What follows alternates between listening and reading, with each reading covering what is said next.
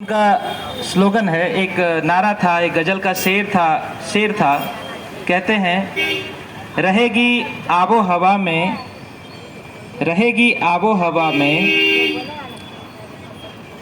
ख्याल की बिजली, रहेगी आबो हवा में ख्याल की बिजली, ये मुश्त खाक है फानी, रहे रहें न रहें। भगत सिंह ने ये एक शेर ब्रिज नारायण जी की शेर को अपने दोस्तों को, अपने परिवारजनों को साझा किया था कि मरना बहुत ही, ये नहीं है कि हम मर जाएं तो कल क्या होगा, मर के भी जिंदा रहने की कला भगत सिंह को आती थी। इस बात से ये पता चलता है। अभय सर के स्टेटमेंट्स को सुना, अपने साथी लोगों को भी सुना। मैं ये देखता हूँ कि कुल मिला के एक शब्द है जिसके इर्द गिर्द हम सब लोग घूम रहे हैं, उसका नाम है आज़ादी। जिस आज़ादी की बात करते हैं भगत सिंह, वह सामाजिक आज़ादी है। दोस्तों, इस देश में सबसे पहले वक्ता जो थे मंच के, दिनेश जी, उन्होंने भुखमरी की बात की थी। 100 भुखमरी सूचकांक के मुताबिक, ग्लोबल हंगर इंडेक्स के मुताबिक, आज भारत 2022 के रिकॉर्ड के अनुसार आज हमारा देश 121 देशों में 107वें नंबर पे है। इसके अलावे हैप्पीनेस सूचकांक के आधार पे 137 देशों में यह 137 देशों में 136वें स्थान पे है। और हमसे भूटान आगे हैं, बांग्लादेश आगे है, पाकिस्तान आगे है, नेपाल आगे है, और हम दावा करते हैं विश्वगुरु होने का। ये कितनी उलटबाजी जैसी है, बहुत बड़ी उलटबाजी है कि हम विश्वगुरु हैं और हम बहुत ही मामलों में बहुत पीछे हैं। भगत सिंह रहते तो इस बात को वो आंकते ऐसे। गौर करिएगा कि दुनिया में जो सबसे बुद्धिमान जीव है वह भुखमरी का शिकार है, और कोई नहीं मरता इस चराचर जगत में भूख से।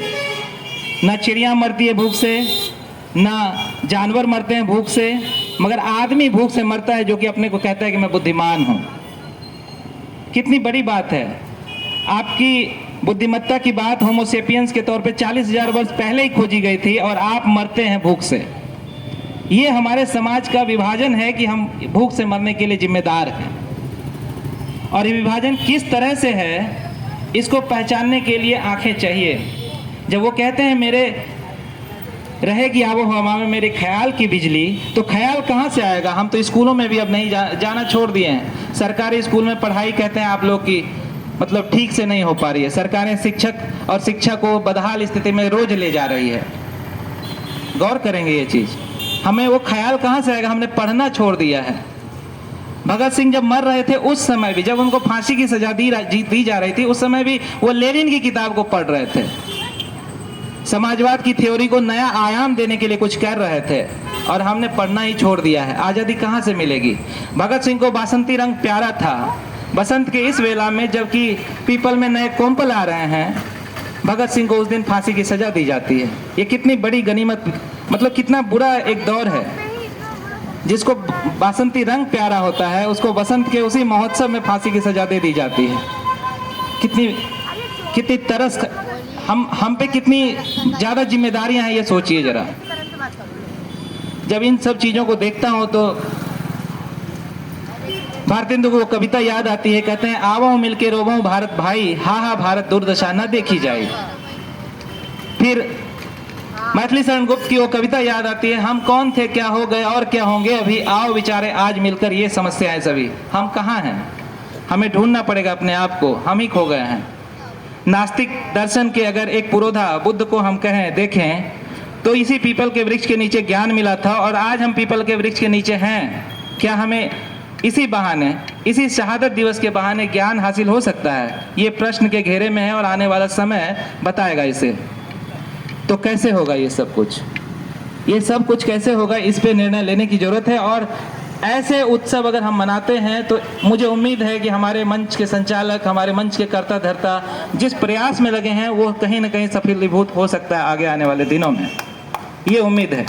इसी उम्मीद पे दुनिया कायम है, और हमें उस उम्मीद की अलग को जगाए रखना है। ये कहते हुए मैं लास्टली दुष्यंत कुमार के इस शेर को कहने के बाद अपनी वाणी को विराम देना चाहूँगा।